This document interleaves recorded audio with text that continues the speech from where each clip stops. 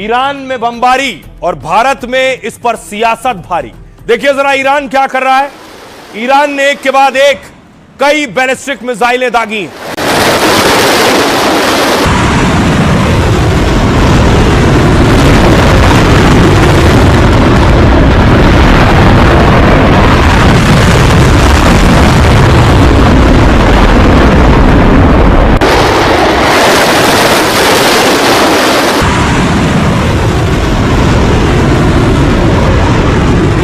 Iran ये missile Israel और दूसरे मुस्लिम देशों में दाग रहा है। एक मिसाइल देखिए जेरूसलम में जाकर गिरी। ये तस्वीरें देख रहे हैं, मिसाइल हिट हुई है। जहां भी आयरन डोम डिफेंस सिस्टम काम नहीं करता है वहां ये मिसाइल हिट करती है।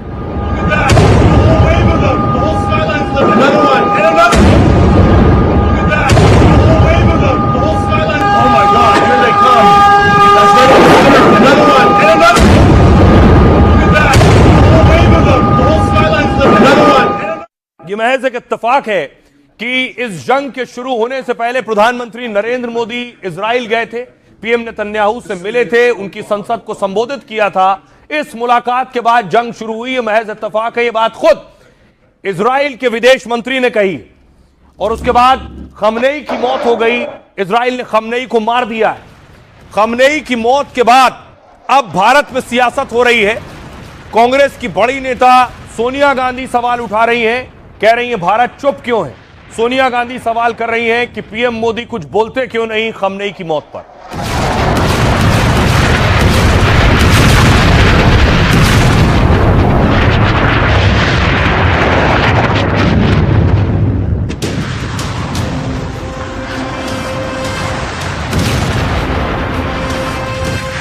मिसाइलें दागी जा रही हैं, बम बरसाए जा रहे हैं, हर तरफ धुएं का गुबार है।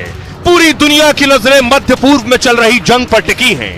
लेकिन इधर देश में कांग्रेस की नजरें उस जंग में सियासत के अंगारे तलाश रही हैं। सोनिया गांधी ने पूछ लिया है कि आखिर खमनेई की हत्या पर प्रधानमंत्री मोदी ने चुप्पी क्यों साध रखी है। सोनिया गांधी ने पूछा है कि भारत इजराइल को खुला समर्थन क्यों दे रहा है। जिसका दुनिया में डंका बजता था वो डंका फट गया। हिम्मत नहीं है कि मोदी जी कोई स्टैंड ले सके। सोनिया के सवालों पर बीजेपी की ओर से जवाब आ रहे हैं। कांग्रेस को आईना दिखाने की कोशिश की जा रही है। पूछा जा रहा है कि कूटनीति को वोट बैंक की सियासत वाली नजरों से क्यों देखा जा रहा है। बैंक की राजनीति से प्रेरित होकर ऐसे ऐसे लिख छपवाए जाते हैं किसी और के द्वारा लिखवा के। सोनिया गांधी के सवालों ने देसी सियासत में चिंगारी लगाई है। तय मानिए ऐसी आग लगेगी कि इसको लेकर सियासी गलियारों में मिसाइलें भी दागी जाएंगी। अब देखिए जरा, ईरान के सुप्रीम लीडर अयातुल्लाह खमनेई की मौत हुई। उसके बाद अब सोनिया गांधी ने लेख लिखा है, चिट्ठी लिखी है। क्या लिख रही है सोनिया गांधी, कांग्रेस की वरिष्ठ नेत्री। सोनिया ने लिखा, दिल्ली की चुप्पी हैरान करने वाली है। यह तटस्थता नहीं, जिम्मेदारी से पीछे हटना है। सरकार ने ना तो खमनेई की हत्या की निंदा की और ना ही संप्रभुता के उल्लंघन पर कोई प्रतिक्रिया दी। पीएम मोदी ने अमेरिका इजराइल के हमले को अनदेखा किया है। केवल यूएई पर ईरान की जवाबी कार्रवाई की निंदा की है। दुनिया के सबसे बड़े लोकतंत्र को आवाज उठानी चाहिए। हत्या से सिर्फ 48 घंटे पहले पीएम इजराइल से लौटे, वहां उन्होंने नेतन्याहू के समर्थन की बात दोहराई। रूस और चीन ने इस मामले में दूरी बनाए रखी। ऐसे में भारत का खुला समर्थन गलत संदेश दे सकता है। संविधान आंतरिक मामलों में दखल से मना करता है। यह सिद्धांत भारत की विदेश नीति का आधार रहे हैं। मौजूदा चुप्पी इन सिद्धांतों से मेल नहीं खाती। 1994 में ईरान ने कश्मीर मुद्दे पर भारत की मदद की, जिससे कश्मीर मुद्दा अंतर्राष्ट्रीय स्तर पर नहीं पहुंच सका। यदि ईरान के मामले में भारत स्पष्ट नहीं बोलता तो छोटे देश भविष्य में उस पर कैसे भरोसा करेंगे। खमनेई की हत्या पर भारत की चुप्पी पर संसद में चर्चा हुई। इसके बाद बीजेपी सूत्रों का जवाब सामने आया। सोनिया गांधी ने जिस चुप्पी का चित्रण किया वो भ्रामक है। यह टिप्पणी भारत की जिम्मेदार कूटनीति के प्रति भ्रांति भी है। कूटनीति को तुष्टीकरण तक सीमित नहीं किया जा सकता है और ना ही इसमें घरेलू राजनीतिक लाभ देखा जा सकता है। भारत चुप नहीं है, लगातार संयम बरतने की अपील करता रहा है। गहरे आर्थिक संबंधों वाले देश के लिए ऐसी टिप्पणी उचित नहीं है।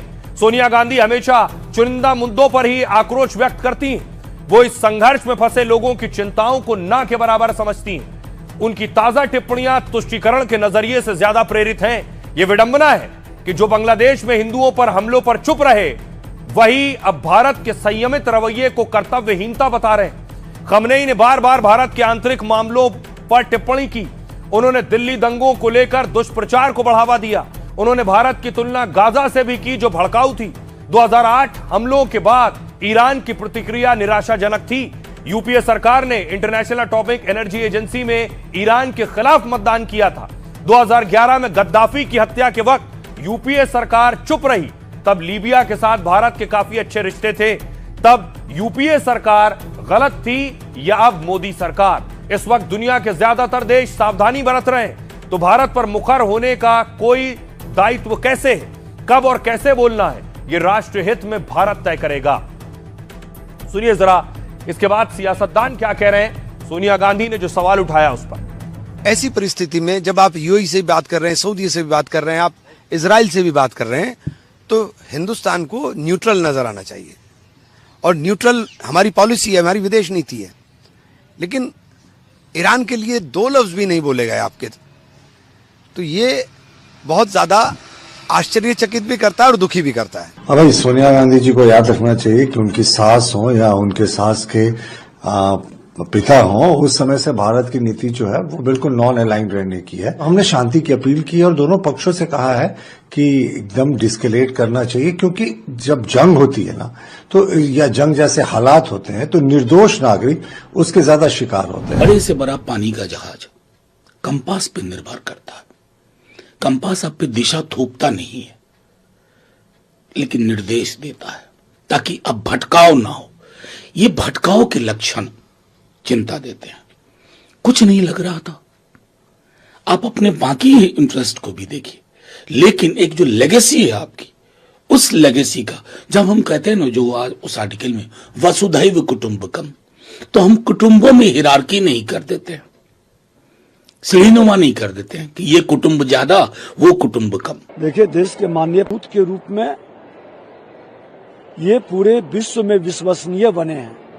इसलिए प्रधानमंत्री जी जो कदम उठा रहे हैं, हर भारतीय को गौरवान्वित कर रहे हैं। भारत अपने आप को एक न्यूट्रल भूमिका में रखना चाहता है और ये सही नहीं है। हमें हमेशा इस बात का ध्यान रखना चाहिए कि जो लोग जो अफेक्टेड लोग हैं या जिनको साथ अन्याय हो रहा है, जिस प्रकार से अमेरिका इजराइल का जो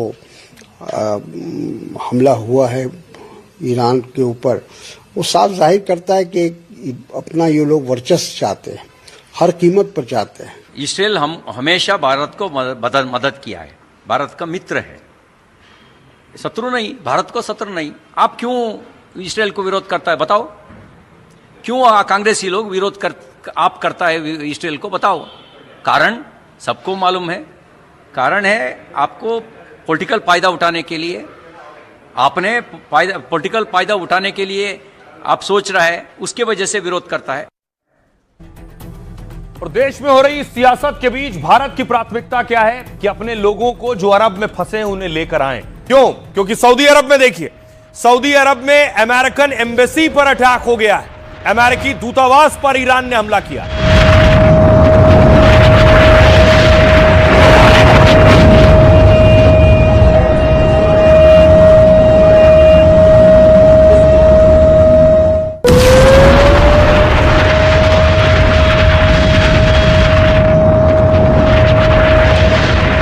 उसके बाद दावा है कि इराक में जो होटल था बताया गया जिसमें अमेरिकन मौजूद हो सकते हैं, उस पर अटैक किया गया।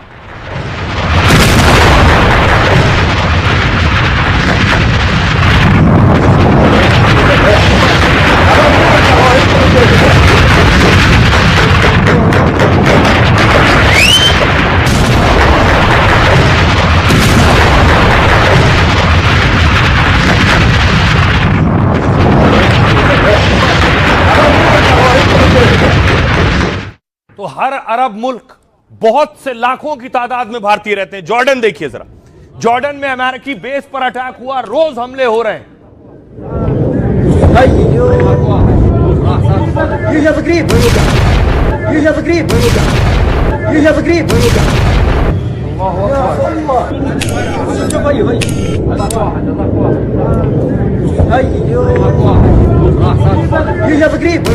अब देखिए जरा, जॉर्डन में हमला हुआ, हमले के बाद देखिए घर में पर्दे जिस तरह से उड़े, उससे आपको अंदाजा होगा धमाका और धमक कितनी थी।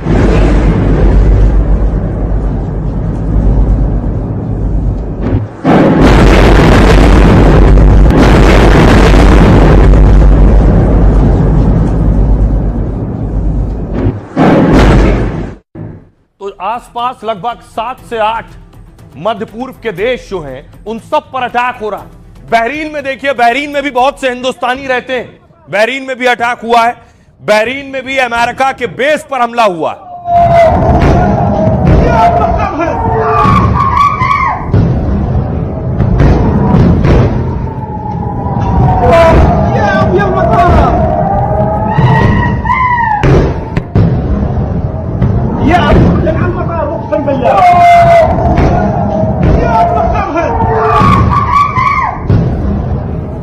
दूसरी तरफ संयुक्त अरब अमीरात यानी यूएई पर भी अटैक हुआ है। पोर्ट बताया जाता है जिस पर यह अटैक हुआ।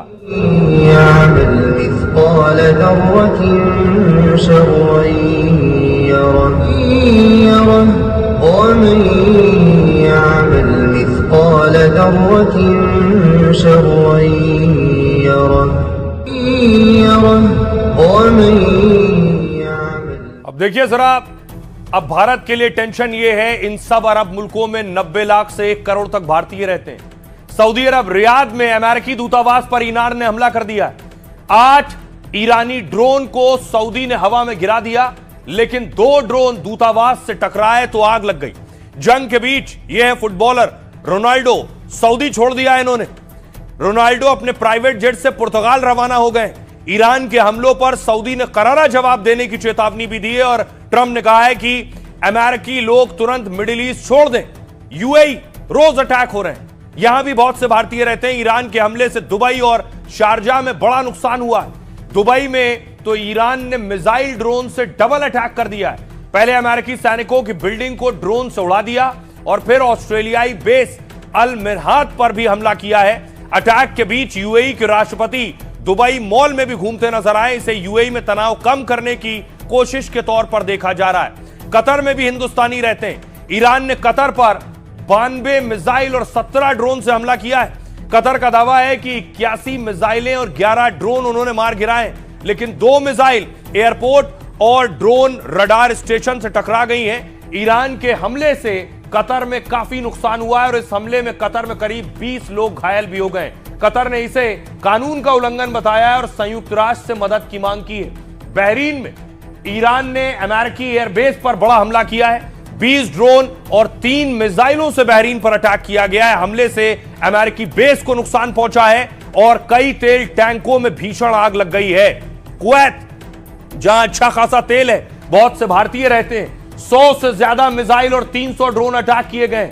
कुवैत में अमेरिकी सैनिक और अमेरिकी अड्डे टारगेट पर थे। कल ईरान ने अमेरिका के 3 F-15 जेट यहीं गिराने का दावा किया था। अब 10 ड्रोन से फिर अमेरिकी बेस को निशाना बनाया गया है। हमले को देखते हुए कुवैत में अमेरिका ने दूतावास को बंद कर दिया है। आइए अब आपको सुनवाता हूं, सुनिए जरा इजरायली पीएम बेंजामिन नेतन्याहू क्या कह रहे हैं और तुर्की के राष्ट्राध्यक्ष एर्दोगन क्या कह रहे हैं। ईरान का परमाणु और मिसाइल कार्यक्रम पूरी दुनिया के लिए खतरा है। इजरायली सेना की कार्रवाई का मकसद केवल इजराइल का ही नहीं बल्कि पूरी दुनिया की सुरक्षा करना है। अगर ईरान का आतंकवादी शासन परमाणु हथियार और उनके इस्तेमाल का साधन और खतरनाक मिसाइलें हासिल कर लेता है तो वो पूरी दुनिया को धमकाएगा। इसलिए हमने अपनी रक्षा करने का संकल्प लिया है, लेकिन ऐसा करते हुए हम दूसरों की भी रक्षा कर रहे हैं। इससे पहले कि और खून बहे, आग फैले और भाईचारे वाले देशों के बीच और दुश्मनी बढ़े, हमने अपने सारे संसाधन लगा दिए हैं ताकि हमारा इलाका जल्द से जल्द इस उथल पुथल से आजाद हो जाए। और इस मिसाइल बमबारी, ड्रोन अटैक के बीच जो भारतीय इन देशों में रह रहे हैं वो दहशत में, उनके परिवार जो भारत में हैं वो टेंशन में है। जरा दुबई का आलम, दुबई में जो फंसे हुए लोग हैं उनकी तस्वीरें आप देख रहे हैं। लोग एयरपोर्ट्स पर अलग अलग जगहों पर मौजूद हैं। और दूसरा कोई विकल्प नहीं है उनके पास।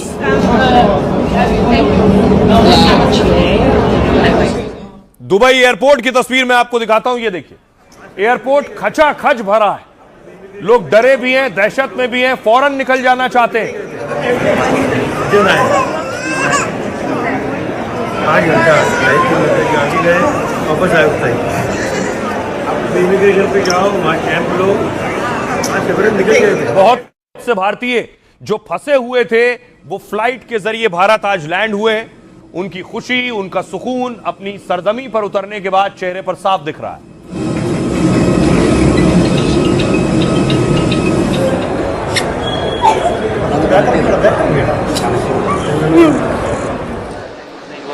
भाई अभी तो कुछ है, फ्लाइट आ रहा है, अभी लैंड हुआ है इधर।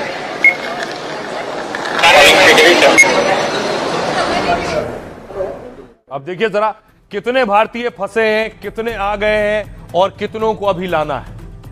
ईरान संकट का सबसे ज्यादा असर पड़ रहा है उड़ानों पर। दुनिया भर की 9000 से ज्यादा उड़ानों को रद्द कर दिया गया है। ये उड़ानें अरब देशों के 7 बड़े एयरपोर्ट से आने और जाने वाली थी। इसमें भारत से जाने वाली उड़ानें भी शामिल हैं। 3 मार्च को यानी आज मुंबई से 107 उड़ानें रद्द हो गई। दिल्ली से मध्य पूर्व के लिए करीब 80 उड़ानों को रद्द कर दिया गया है। उड़ानों के रद्द होने से लोग मध्य पूर्व देशों में फंस गए हैं। एक अनुमान के मुताबिक 60,000 भारतीय इस वक्त फंसे हुए जो आना चाहते हैं। महाराष्ट्र के करीब 40,000 लोग मक्का मदीना में फंसे हैं। अब फंसे भारतीयों को निकालने की कोशिश तेज हो गई है। एयर इंडिया का प्लेन दुबई से 149 यात्रियों को लेकर दिल्ली पहुंचा है। इंडिगो की 4 स्पेशल चार्टर से लोगों को जद्दा से लाया जा रहा है। स्पाइस जेट की 4 स्पेशल फ्लाइट फुजैरा से भारत के लिए तय उड़ी है और महाराष्ट्र के डिप्टी सीएम ने 2 स्पेशल चार्टर का इंतजाम किया हुआ है जो यूएई यानी संयुक्त अरब अमीरात से 164 लोगों को लेकर मुंबई पहुंचेगी। कल से दूसरी कंपनियां भी नियमित उड़ानें शुरू कर सकती हैं। सुनिए जरा, जो भारतीय वापस लौट कर आए हैं वो क्या कह रहे हैं। इंटरसेप्शंस और ये सब तो हो रहे हैं, है ना, लेकिन बहुत ही रेयर है। मतलब कोई किसी इलाके में हो रहा है, कभी किसी इलाके में हो रहा है, इस टाइप का है। हाँ, एक शेलिंग मैंने देखा है, एक इंटरसेप्शन मैंने देखा है। बहुत खुशी है हमारे को। हमारी बेटी 2 दिन बाद में वापस आई है। वहाँ पे काफ़ी बुरा हाल है, तो हमारे को उम्मीद नहीं थी कि 2 दिन में हमारी बेटियाँ वापस पहुँच जाएगी। डर तो था, लेकिन we are here now, so we are happy। जब मैं कनाडा से अबू धाबी आई तो फर्स्टली उन्होंने बोला कि तुम्हारी जो फ़्लाइट है वो डिले है। आफ्टर देन उन्होंने बोला कि ऐसे ऐसे करके ये माहौल है, मिसाइल्स फट रही हैं। तो हमने लाइव देखा भी, बिल्डिंग्स जैसे कांप रही थी। उसके बाद में हमें उन्होंने होटल प्रोवाइड किया, हम वहाँ पे गए और उन्हें हमें फूड वगैरह अच्छा प्रोवाइड किया एतिहाद वालों ने। आफ्टर देन जब हम वहाँ से निकलने लगे तो मिसाइल एकदम से फटी, तो हमें जल्दी जल्दी में वैन्स में बिठा के और सेफली एयरपोर्ट तक पहुँचाया और जल्दी से हम लोग यहाँ पे। पता नहीं था कि ऐसा हो जाएगा और 28 के आसपास वॉर स्टार्ट हो गई। वहाँ डरे हुए थे, हम निकल नहीं रहे थे, होटल में ही पैक थे, खाना वाना खा रहे थे, सब चीज़ अच्छा था। वहाँ की ऑपरेशंस बहुत अच्छी थी, स्मूथली कर रही थी गवर्नमेंट, बहुत हेल्पिंग है गवर्नमेंट तो, लेकिन फिर भी डर तो रहता है। Abu Dhabi end of course Dubai great. हम इंडियंस की बहुत अच्छी उन लोगों ने वो करी है and it's really very good. हाँ, बहुत ज़्यादा कंट्रोल्ड था सब कुछ। अबू धाबी में जितने भी हेल्पफुल थे सारे, जितने भी वर्कर्स वगैरह सबके थे, हमसे किसी चीज़ का कोई चार्ज नहीं लिया है और आते वक्त हमें पर पर्सन $250 भी दिए हैं। मतलब थोड़ा सा हाँ डर था क्योंकि बार बार अलार्म बज रहा था वहाँ, लेकिन बाद में सब ठीक हो गया। फाइनली हम बहुत अच्छा लग रहा है। बस लग रहा है कि अपने लोगों के बीच में आ गए। अच्छी सर्विस दी, बड़े थोड़े टाइम में एयरपोर्ट खाली किया और बसेस, टैक्सीज, होटल सारी अरेंजमेंट की और वहाँ पे फूड भी दिया। बहुत अच्छी, मतलब अच्छा एक्सपीरियंस रहा। तो लगभग 1 करोड़ भारतीय हैं जो मिडिल ईस्ट के इन देशों में रहते हैं। ये वहां नौकरी करते हैं और वहां से पैसा भारत भेजते हैं। तो देखिए जरा, कितना पैसा अरब मुल्कों से भारत आता है। मध्य पूर्व में 6 देशों में करीब 1 करोड़ भारतीय रहते हैं। इनमें सबसे ज्यादा भारतीय यूएई और सऊदी अरब में रहते हैं। मध्य पूर्व में रह रहे भारतीय बड़ी मात्रा में पैसा भी भेजते हैं भारत अपने परिवार के पास। अमेरिका के बाद यूएई के सबसे ज्यादा पैसा भेजा जाता है और 2023-24 में भारत में विदेश से कुल 10 लाख करोड़ रुपया भेजा गया है। 23-24 में खाड़ी देशों से भेजा गया 40% यानी करीब 4 लाख करोड़। हालांकि 2016 के मुकाबले 2023 में इस आंकड़े में कमी आई है। 2016-17 में मध्य पूर्व देशों की हिस्सेदारी करीब 47% थी। यूएई से 20% यानी 2 लाख करोड़ रुपया भारत भेजा जाता है। सऊदी अरब से लगभग 7% यानी 70,000 करोड़ रुपए, कतर से 4% यानी 40,000 करोड़ रुपए भारत आते हैं। जो लोग वहां नौकरी करते हैं, काम करते हैं, परिवार को पैसा भेजते हैं। कुवैत से 4% यानी 40,000 करोड़ रुपए कुवैत से। ओमान से 2.5% यानी करीब 25,000 करोड़ रुपए भारत भेजा जाता है।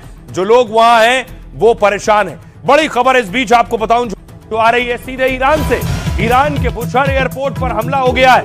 एयरपोर्ट पर खड़ा एक यात्री विमान तबाह हो गया है। अमेरिका इजराइल का एयरपोर्ट पर हमला। विमान की तस्वीरें मैं आपको दिखा रहा हूं। हम बात कर रहे हैं जो लोग फंसे हैं वो कैसे एयरपोर्ट के जरिए वापस आए, लेकिन एयरपोर्ट पर ही अटैक हुआ ईरान में। अटैक के बाद की तस्वीरें आप देख रहे हैं। जो विमान वहां खड़ा था, यात्री विमान है, वो पूरी तरह से तबाह हो गया है। एयरपोर्ट को टारगेट किया है इजराइल और अमेरिका ने।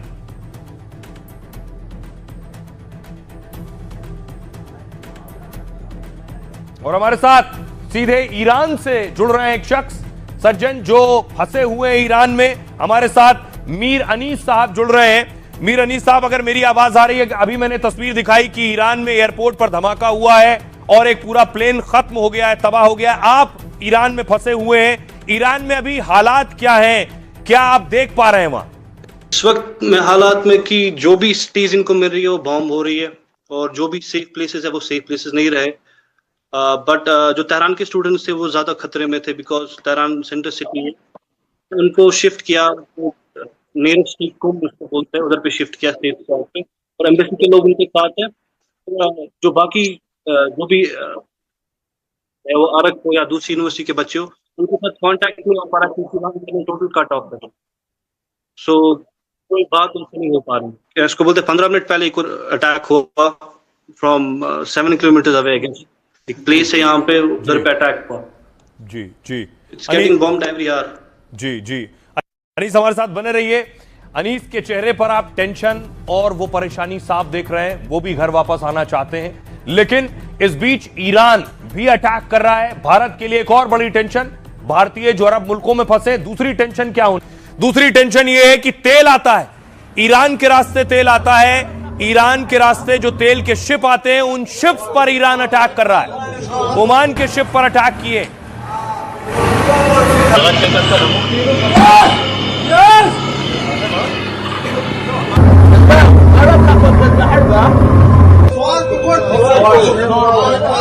अब मैं आपको बताऊं जिस जगह पर ईरान हमला कर रहा है वो जगह कहां है। ये मैप आप ध्यान से देख रहे हैं।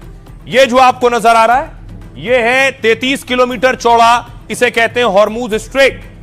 आप देखिए जो हिस्सा आपको नजर आ रहा है ईरान का नक्शा है। ईरान के नक्शे के आगे 33 किलोमीटर चौड़ा समंदर का हिस्सा है, उसे हॉर्मुज स्ट्रेट कहते हैं। इराक से, कुवैत से, बहरीन, कतर, यूएई, यहां से जो तेल निकलता है, ये तेल इसी रास्ते से जाता है। इस रास्ते को, जो 33 किलोमीटर चौड़ा रास्ता है, इस रास्ते को ईरान ने बंद कर दिया है। यहां से जो भी जहाज गुजर रहा है उस पर वो अटैक कर रहा है। और सोचिए इस रास्ते से, इस रूट से, अरब मुल्कों से जो तेल आ रहा है, 50% तेल, रूट देखिए, भारत आने का जो रूट है, 50% तेल भारत इसी रूट से आता है और लगभग 40% तेल इसी रूट से चीन भी जाता है। और जो रास्ता तेल का बंद किया है ईरान ने, उस पर ईरान के कमांडर क्या कह रहे हैं वो सुनिए। स्ट्रेट ऑफ हॉर्मुज बंद है, जो भी वहां से गुजरने की कोशिश करेगा हम उसे तबाह कर देंगे। अमेरिका तक तेल की एक बूंद नहीं जाएगी। 20 मिलियन। अब सोचिए, बड़ी चिंता की बात यह कि भारत का 50% तेल आता है, वो रास्ता बंद हो गया है। जंग चलती रही तो क्या होगा? आपको बताऊं, यह जो रास्ता है, दुनिया के 20% तेल व्यापार के लिए महत्वपूर्ण है। दुनिया का 20%। यहां से ईरान और खाड़ी देशों के तेल टैंकर गुजरते हैं इस रास्ते से, और हर रोज करीब 107 जहाज हॉर्मुज से गुजरते हैं। भारत कच्चे तेल की जरूरतों का 88% मंगाता है, निर्यात करता है, जिसमें 50% सप्लाई इसी स्ट्रेट ऑफ हॉर्मुज से होती है। इसे जल डमरू भी कहते हैं। ऊपर का हिस्सा और इधर का हिस्सा देखेंगे तो डमरू जैसा है, इसलिए इसे जल डमरू कहते हैं। तेल इराक, सऊदी अरब, यूएई, कुवैत से भारत आता है। हॉर्मुज स्ट्रेट से होता हुआ जहाज अरब सागर में पहुंचता है और सिर्फ 5 से 6 दिन में भारत पहुंच जाता है। इस रास्ते रोज करीब 2.7 मिलियन बैरल कच्चा तेल आता है। कच्चे तेल के अलावा एलपीजी और एलएनजी सप्लाई भी होती है। यहां से भारत को करीब 90% एलपीजी सप्लाई इस रास्ते से होती है। भारत को 60% एलएनजी निर्यात स्ट्रेट ऑफ हॉर्मुज से होता है। स्ट्रेट ऑफ हॉर्मुज के बंद होने से तेल की सप्लाई बाधित होगी, जिससे तेल की कीमतें बढ़ेंगी और महंगाई बढ़ेगी। भारत सरकार के मुताबिक 25 दिन का तेल रिजर्व है भारत के पास। अगर हालात नहीं सुधरे तो दूसरा विकल्प भारत को देखना होगा। उस हालात में भारत रूस से तेल खरीद बढ़ा सकता है, लेकिन रूस से तेल पहुंचने में कम से कम 1 महीने का वक्त लगेगा। भारत के पास वेनेजुएला, ब्राजील और अफ्रीकी देशों से भी तेल का विकल्प है। वीडियो को लाइक करें, चैनल को सब्सक्राइब करें और डेली अपडेट्स के लिए बने रहें हमारे YouTube चैनल पर। धन्यवाद।